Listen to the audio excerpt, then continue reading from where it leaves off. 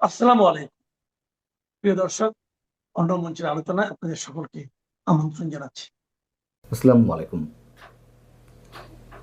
Doctor Yunus সরকারের ১.৫ বছরের সময়ে রাষ্ট্রপতির যে আসলে কিছু করার ক্ষমতা ছিল না, বা তিনি এক প্রকার গৃহবন্দী ছিলেন, আমরা সব কিছুই জানি। এবং সেই জায়গা থেকে সাংবিধানিক সংকট না তৈরি হতে তিনি যে তার পদে স্থির ছিলেন, সেটিকে আমরা সাধুবাদ জানিয়েছি। বিএনপি এবং সেনাবাহিনীর সহযোগিতায় তিনি টিকেছিলেন। যাই হোক, কিন্তু নির্বাচনের পর রাতারাতি হঠাৎ যেন চোখ উল্টে দিলেন রাষ্ট্রপতি মোহাম্মদ শাহাবুদ্দিন। কার সঙ্গে চোখ উল্টে দিলেন? তাকে নিয়োগদানকারী যে দল আওয়ামী লীগ কিংবা সাবেক প্রধানমন্ত্রী শেখ হাসিনার প্রতি। শেখ হাসিনাকে কদমবুচি করা শাহাবুদ্দিন চুপ্পু সাহেব এখন বিএনপির প্রতি পুরোপুরি নতজানু। পদ পদবি ধরে রাখতে কিংবা রাষ্ট্রপতি পদে নিজেকে টিকিয়ে রাখতেই যে তিনি আওয়ামী লীগের প্রতি প্রেম বিসর্জন দিয়ে বিএনপির সাথে নতুন করে ঘর বাঁধা শুরু করেছেন, সেটি তো আমরা এভাবেই বর্ণনা করতে পারি। জাতীয় পাট দিবসের একটি অনুষ্ঠান ছিল। অনেক কিছু ঘটেছে গত কয়েকদিনে, তার মধ্যে শেষটা দিয়ে শুরু করি। জাতীয় পাট দিবসের একটি অনুষ্ঠান ছিল রাজধানীতে শুক্রবার। সেখানে মহামান্য প্রেসিডেন্ট যে বক্তব্যগুলো দিয়েছেন তার একটা পর্যায়ে কি বলছেন তিনি বলছেন যে হাজারো মানুষের প্রাণের বিনিময়ে গণতন্ত্রের ধারায় ফিরেছে বাংলাদেশ। সব শহীদের আকাঙ্ক্ষায় বাংলাদেশ প্রতিষ্ঠিত করতে হলে আমাদের জ্ঞান বিজ্ঞান প্রযুক্তিতে আরও সমৃদ্ধ করতে হবে, ফ্যাসিবাদের মূলোৎপাটন করতে হবে। এই যে ফ্যাসিবাদের মূলোৎপাটন করতে হবে, হাজার মানুষের প্রাণের বিনিময়ে গণতন্ত্রের ধারায় বাংলাদেশ ফিরেছে, এই কথাগুলো উচ্চারণের কি প্রয়োজন ছিল? আমরা শহীদদের স্মরণ করতে পারি, মুক্তিযুদ্ধে শহীদদের। সারা বছর যে কোনো অনুষ্ঠান যে কোনো জায়গায় তাদেরকে আমরা স্মরণ করতে পারি, তাই সেই বিষয় নিয়ে কথা বলতে পারি। কিন্তু ২৪-এর মতন কোনো ঘটনার উল্লেখ করে বিশেষ শব্দ উচ্চারণ করা কোনো কারণ ছাড়াই বিশেষ বিশেষ কোনো অনুষ্ঠানে, সেগুলোর পেছনে নিঃসন্দেহে কোনো দুরভিসন্ধি রয়েছে। নচেতে এই কথাগুলো, এই শব্দগুলো উচ্চারণ করতে পারে না। আর এটির কোনো রাজনৈতিক প্রোগ্রাম ছিল না যে হাজার প্রাণের বিনিময়ে অর্জিত গণতন্ত্র কিংবা ফ্যাসিবাদের মূলোৎপাটন এই সব শব্দ উচ্চারণ করতে হবে। তার চেয়েও বড় কথা, আওয়ামী লীগ সরকারের সময় এই রাষ্ট্রপতি মোহাম্মদ শাহাবুদ্দিন তিনি প্রতিটি বক্তব্য শেষ করতেন জয় বাংলা স্লোগান দিয়ে। হঠাৎ করে আমরা দেখলাম যে তিনি রাতারাতি বাংলাদেশ জিন্দাবাদ দিয়ে বক্তব্য শেষ করছেন এই পাট দিবসের অনুষ্ঠানেই। কেন মানুষ ধাক্কা খাচ্ছে? বাংলাদেশ জিন্দাবাদ, জয় বাংলা, এক একজনের এক একটা আদর্শের প্রতি অনুরাগ থাকতেই পারে, কিন্তু রাষ্ট্রপতি তো সাংবিধানিক পদ। একই সাংবিধানিক পদে থেকে তিনি যখন এই পরস্পরমুখী আদর্শের সিমটমগুলো তুলে ধরবেন, তখন তো অবশ্যই মানুষের চোখে লাগার কথা। তাকে যখন রাষ্ট্রপতি হিসেবে নিয়োগ দিলেন শেখ হাসিনা, তখন তার দল আওয়ামী লীগের মধ্য থেকে নানান ধরনের সমালোচনা গড়ে উঠতে থাকলো। দলের বাইরেও অনেকে সমালোচনা করছিলেন, আমি নিজেও এইটির সমালোচনা করেছি যে কোন যোগ্যতায় মোহাম্মদ শাহাবুদ্দিন সাহেবকে রাষ্ট্রপতি করা হলো। এবং এটাও বলে রাখি যে এই ১.৫ বছর ইউনূস সরকারের ১.৫ বছরে আমি তাকে সমর্থন করেছি। ওই যে সাংবিধানিক সংকট সৃষ্টি হবে, রাষ্ট্রপতিকে ছুঁড়ে ফেলা হবে, সংবিধান ছুঁড়ে ফেলা হবে, এইসব কথাবার্তা যারা বলেছেন তাদের সমালোচনা করতে গিয়ে রাষ্ট্রপতির পক্ষ অবলম্বন করেছি, এটিও বাস্তবতা। যাই হোক, তো যখন তাকে নিয়োগদানের সময় নানান ধরনের সমালোচনা গড়ে উঠলো, তখন সেগুলোর জবাব দিতে গিয়ে, ব্যাখ্যা দিতে গিয়ে তিনি বিভিন্ন সভা মঞ্চে, বিভিন্ন সেমিনারে তিনি বলতে লাগলেন তিনি নিজে উড়ে এসে কখনো জুড়ে বসেননি, উড়ে এসে বঙ্গভবনে ঢোকেননি। তিনি পাবনার রাজপথ থেকে কারাগারে গেছেন, বঙ্গবন্ধুর সাথে একসাথে খেয়েছেন এবং নানান চড়া উতরায় পার করে তিনি বঙ্গভবনে ঢুকেছেন রাষ্ট্রপতি হিসেবে। এগুলো তিনি নানানভাবে প্রমাণ করার চেষ্টা করছিলেন এবং নিজে জয় বাংলা স্লোগান দিতেন। অডিয়েন্সে যারা থাকতেন তাদের মুখ থেকেও জয় বাংলা স্লোগান নিয়ে তিনি শেষ করতেন।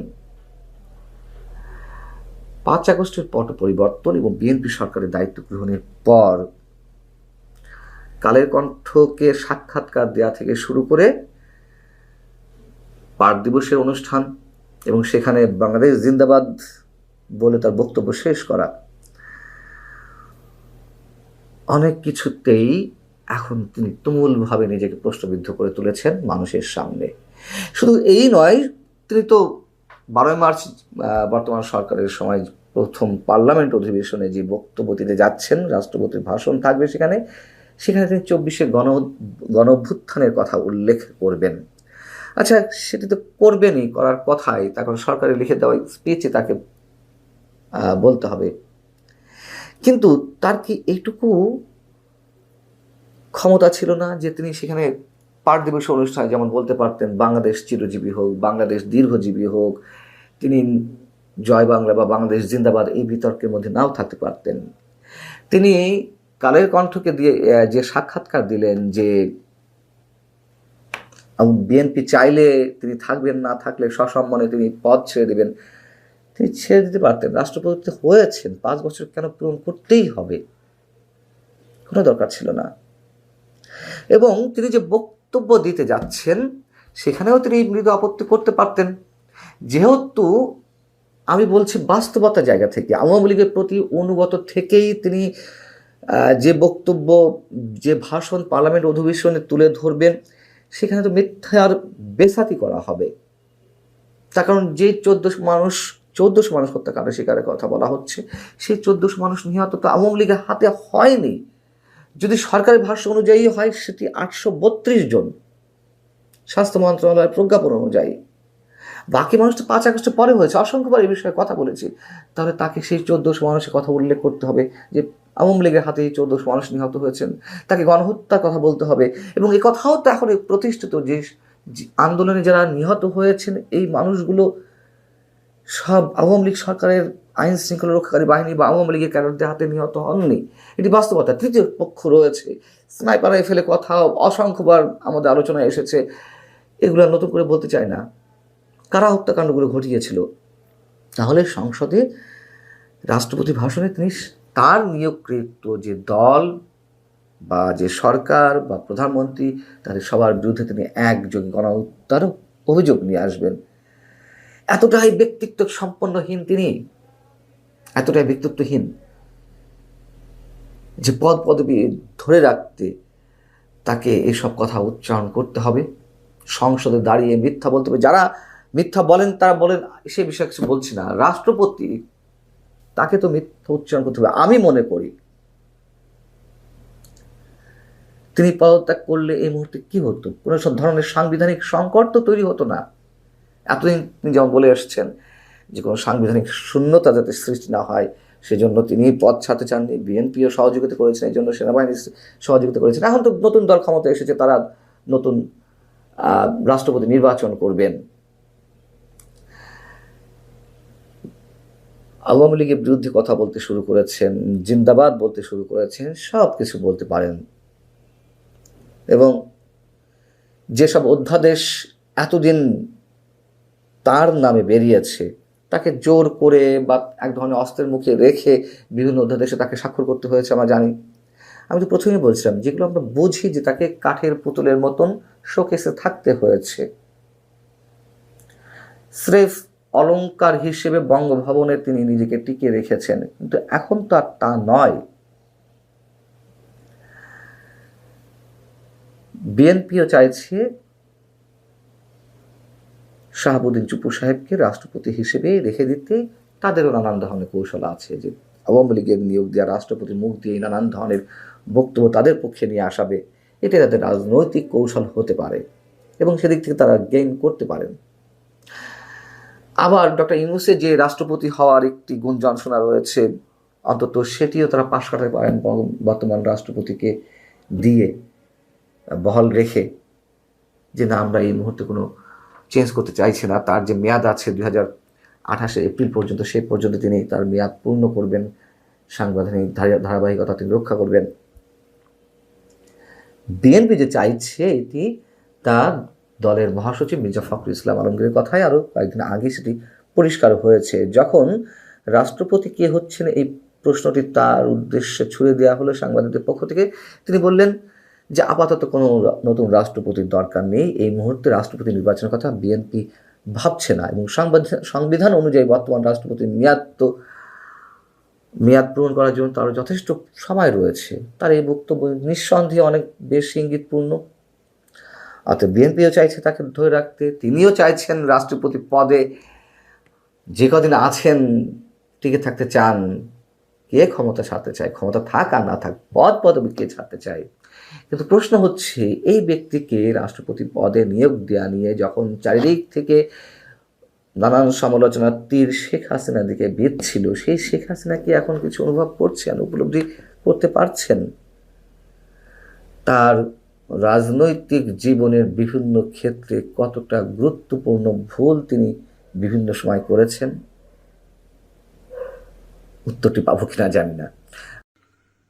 ঐতিহাসিক 7 মার্চ 2026 সোহরাওয়ার্দী উদ্যানের সঙ্গে নতুন করে সৃজিত শাহবাগ থানার গেটে একজন তরুণ এবং একজন তরুণী দাঁড়িয়ে প্রতিবাদ হিসাবে বঙ্গবন্ধুর ঐতিহাসিক ভাষণ তোমাদের যার যা কিছু আছে তাই নিয়ে ঝাঁপিয়ে পড়ো বাজাচ্ছিল। আমরা প্রথমে সেই দৃশ্যটা একটু দেখি।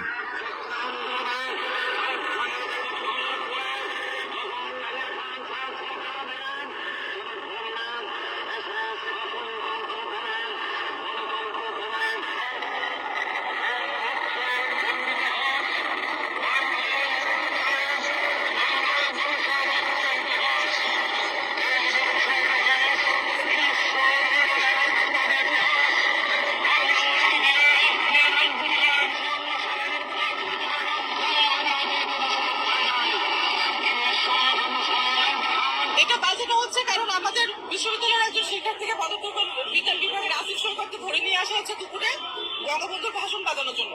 তার প্রতিবাদ হিসেবে আমরা এখন বঙ্গবন্ধুর ভাষণ বাজাচ্ছি শাহবাগ থানার সামনে। যতদিন না পর্যন্ত তাকে মুক্তি দেওয়া হবে ততদিনই ভাষণ বাজবে। বিশ্ববিদ্যালয়ের একজন শিক্ষার্থী, দুইজন শিক্ষার্থী, তারা একটি মাইক নিয়ে এসে বঙ্গবন্ধুর ভাষণ বাজাচ্ছে এবং তাদের দৃঢ় প্রত্যয় যে বঙ্গবন্ধুর ভাষণ বাজাবার অপরাধে বিশ্ববিদ্যালয়ের একজন শিক্ষার্থীকে ধরে আনা হয়েছে, যতক্ষণ ছেড়ে না দেওয়া হবে ততক্ষণ প্রতিবাদ হিসাবে থানার সামনে তারা বঙ্গবন্ধুর ঐতিহাসিক এই ভাষণ বাজাবে। এত প্রতিকূল পরিবেশে, এত মবক্রেসি, এর ভিতরেও এই দৃঢ়তার সঙ্গে বঙ্গবন্ধুর ভাষণ নিয়ে খোদ থানার সামনে যে ঐতিহাসিক একটি প্রতিবাদ রচনা করেছে আমাদের এই বোন, তা আমাদেরকে গর্বিত করেছে, অনুপ্রাণিত করেছে। আমরা আরো কয়েকটি ক্লিপ একটু দেখি যে ঐতিহাসিক 7 মার্চ এটা উদযাপন কি অবৈধ ছিল কিনা। মিস্টার মনির, তিনি রমনা থানার, তিনি শাহবাগ থানার ভারপ্রাপ্ত কর্মকর্তা, তিনি বলেছেন ওরা বঙ্গবন্ধুর 7 মার্চের ভাষণ বাজিয়েছিল, এটা তো নিষিদ্ধ, সেজন্য তাদের থানায় নিয়ে আসা হয়েছে। মিস্টার মনির, 7 মার্চের ভাষণ কেউ নিষিদ্ধ করেনি, একজনারাই নিষিদ্ধ করেছে, যারা পাকিস্তানি হানাদার বাহিনী তারা নিষিদ্ধ করেছিল মনে মনে, বাইরেও না। আপনি সরকারি একজন কর্মকর্তা হয়ে আপনি বলছেন 7 মার্চের ভাষণ নিষিদ্ধ। আপনার জন্ম হয়েছে কিনা 71 আমি জানি না। এই 7 মার্চ হচ্ছে বাঙালি জাতিসত্তার উন্মেষের শ্রেষ্ঠতম দিন, যেদিন আমাদের অবিসংবাদিত নেতা বঙ্গবন্ধু গোটা জাতিকে যার যা কিছু আছে তাই নিয়ে ঝাঁপিয়ে পড়ো, এদেশের মানুষকে মুক্ত করে ছাড়বো ইনশাআল্লাহ, এবারের সংগ্রাম মুক্তির সংগ্রাম, এবারের সংগ্রাম স্বাধীনতার সংগ্রাম বলে গোটা জাতিকে সশস্ত্র যুদ্ধে ঝাঁপিয়ে পড়ার উদাত্ত আহ্বান জানিয়েছিলেন। পাকিস্তানিদের বিরুদ্ধে দেশ শাসন করার জন্য, দেশ স্বাধীন করার জন্য ঝাঁপিয়ে পড়তে বলা সেই ঐতিহাসিক ভাষণ, যেটা ইউনেস্কোর ঐতিহ্যের অংশ হিসাবে সারা দুনিয়ার গুরুত্বপূর্ণ দলিল হিসাবে গৃহীত হয়েছে, সেটাকে আপনি বলছেন নিষিদ্ধ? এটা তো একমাত্র পাকিস্তানি ছাড়া কেউ নিষিদ্ধ বলতে পারে না। এ দুঃসাহস আপনার কোত্থেকে এলো? আমরা দ্বিতীয় কয়েকটি ক্লিপ দেখি।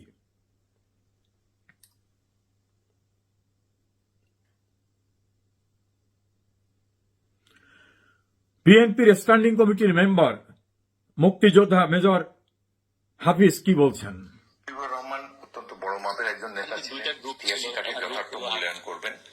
স্বাধীনতা আন্দোলন তার নামেই শুরু হয়েছিল, যদিও তিনি মুখে স্বাধীনতার ঘোষণা দেননি, কিন্তু তিনি বলছেন যে বঙ্গবন্ধুই স্বাধীনতার সমস্ত কিছু।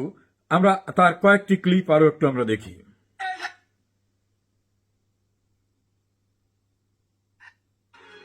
এই ভাষণ বাঙালি জাতির অস্তিত্বকে তৈরি করেছে। এই সংসদ এটা সাক্ষী থাকুক, বাঙালি জাতির ৩৫০০ বছর বয়সে বাঙালি কখনো, যাকে অখণ্ড স্বাধীনতা বলে, তা কখনো ছিল না। ভূমিপুত্র বঙ্গবন্ধু শেখ মুজিবের হাত ধরে এই ভাষণের পথে বাঙালির আজকের অবস্থা।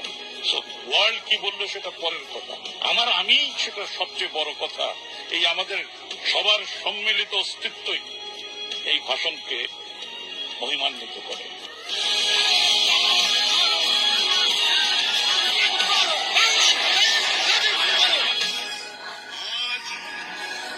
বীর মুক্তিযোদ্ধা মঈনুদ্দিন খান বাদলের কথা আমরা শুনলাম। এরপর আমরা আরো কয়েকটি ক্লিপ দেখি যে বঙ্গবন্ধুকে নিয়ে আসমা আব্দুর রব কি বলেছিলেন। ভৌগোলিক এলাকা ৫০,০০০ বর্গ মাইল, জয় বাংলা জাতীয় স্লোগান। পাকিস্তানি সৈন্যরা আমাদের শত্রু। বঙ্গবন্ধু সর্বাধিনায়কের রাষ্ট্রে আমার সোনার বাংলা জাতীয় সঙ্গীত, জয় বাংলা জাতীয় স্লোগান। ৭ই মার্চের যে শুনেছিল, আপনি মঞ্চে গেলেন? ৭ই মার্চে আমার দায়িত্ব ছিল বঙ্গবন্ধুর পায়ের কাছে বসে থাকা। ২৩শে মার্চ ছিল ৭ই মার্চের পরের কথা বলতে, ২৩শে মার্চ ছিল পাকিস্তানের গণপ্রজাতন্ত্র দিবস। সেদিন পাকিস্তান দিবস উদযাপন করত, সেদিন আমরা ঘোষণা করলাম প্রতিরোধ দিবস। মানে পাকিস্তানি পতাকা কোথাও উঠবে না, সর্বত্র বাংলাদেশের পতাকা উঠবে।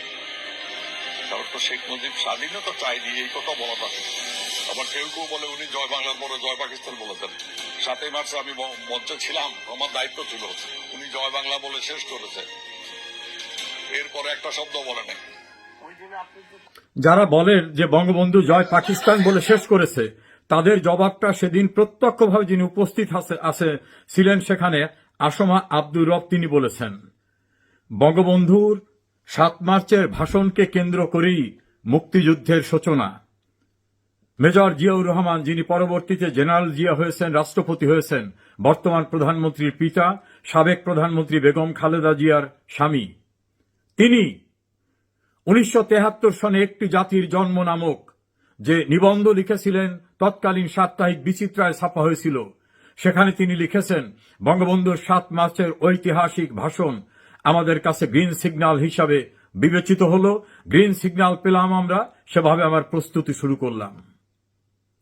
তিনি তার লেখার ভিতর বঙ্গবন্ধুকে জাতির পিতা বলেছেন। বঙ্গবন্ধু ৭ মার্চের ভাষণের প্রেক্ষিতেই তারা মুক্তিযুদ্ধের জন্য প্রস্তুতি নিয়েছেন, সেটা উল্লেখ করেছেন। ৭ মার্চের ভাষণকে যদি বাজাতে দেওয়া না হয়, ৭ মার্চের ভাষণ যদি নিষিদ্ধ হয়, ৭ মার্চের ভাষণ ছিল তো একটাই, এদেশের মানুষকে মুক্ত করে ছাড়ব ইনশাল্লাহ। এবারের সংগ্রাম মুক্তির সংগ্রাম, এবারের সংগ্রাম স্বাধীনতার সংগ্রাম। তাহলে স্বাধীনতার সংগ্রাম, মুক্তির সংগ্রাম, দেশকে শৃঙ্খল মুক্ত করব, এই কথাগুলো নিষিদ্ধ তো পাকিস্তানিদের কাছে ছিল। স্বাধীন বাংলাদেশের কারো কাছে তো এটা নিষিদ্ধ হতে পারে না। মাননীয় প্রধানমন্ত্রী তারেক রহমান, আপনি ক্ষমতায় আসার পরে মব বন্ধ হয়ে যাবে, আপনার স্বরাষ্ট্রমন্ত্রী বলেছিলেন। আপনার অস্তিত্বের শিকড় খোঁজেন। এই দেশ স্বাধীন না হলে আপনার বাবা মেজর থেকে মেজর জেনারেল হতেন না, আপনার বাবা সেনা প্রধান হতেন না, আপনার বাবা এদেশের রাষ্ট্রপতি হতে পারতেন না, আপনার মা প্রধানমন্ত্রী হতে পারতেন না, আপনি প্রধানমন্ত্রী হতে পারতেন না। এই দেশটা স্বাধীন না হলে, সেই স্বাধীনতার স্থপতির ঐতিহাসিক ভাষণ, যেটা গোটা জাতির উদ্দেশ্যে দিয়েছেন, যেটা ইউনেস্কোর ঐতিহ্য হিসেবে নিবন্ধিত হয়েছে, সেই ভাষণ বাজাতে দিচ্ছেন না আপনি যখন প্রধানমন্ত্রী। তখন আমরা হতবাক হয়ে, বিস্মিত হয়ে দেখছি ঢাকা বিশ্ববিদ্যালয়ের শিক্ষার্থীদের থানায় নিয়ে যাওয়া হয়েছে এই ভাষণ বাজাবার অপরাধে। প্রতিবাদ করতে যারা এসেছে তাদেরকে থানায় নিয়ে যাওয়া হয়েছে। থানার ভিতর থেকে বাইরে বের করে এনে নির্মমভাবে তাদেরকে মারধর করা হয়েছে ছাত্র শিবির এবং অন্যান্যরা। জনাব স্বরাষ্ট্রমন্ত্রী সালাউদ্দিন, প্রধানমন্ত্রী তারেক রহমান, তাহলে ওরা যেটা বলে এই বাংলাদেশ গোলাম আজমের বাংলাদেশ, মতিউর রহমানী নিজামীর বাংলাদেশ, মুজাহিদের বাংলাদেশ, এই বাংলাদেশটা কি সেখানেই আপনার আমলে নিয়ে যাওয়ার চেষ্টা অব্যাহত থাকবে? প্রধানমন্ত্রী, মবকে কি উৎসাহিত করা হচ্ছে? মবের দ্বারা আক্রান্ত যারা, তারা গ্রেপ্তার হলো, যারা মব করলো তাদেরকে পুলিশ সহায়তা করলো সরে যেতে। মাননীয় প্রধানমন্ত্রী এবং স্বরাষ্ট্রমন্ত্রী, এই বাংলাদেশটা স্বাধীন হয়েছে বিধায় আজকে আপনারা প্রধানমন্ত্রী মন্ত্রী। এই বাংলাদেশ যিনি স্বাধীন করে দিয়েছেন, তার যে উদাত্ত আহ্বানে গোটা জাতি ঝাঁপিয়ে পড়েছিল যুদ্ধে, সেই উদাত্ত আহ্বানকে আপনারা নিষিদ্ধ করতে চান? আপনারা কি একই পথে পা দিচ্ছেন? এই প্রশ্ন তো সঙ্গতভাবেই সামনে আসছে।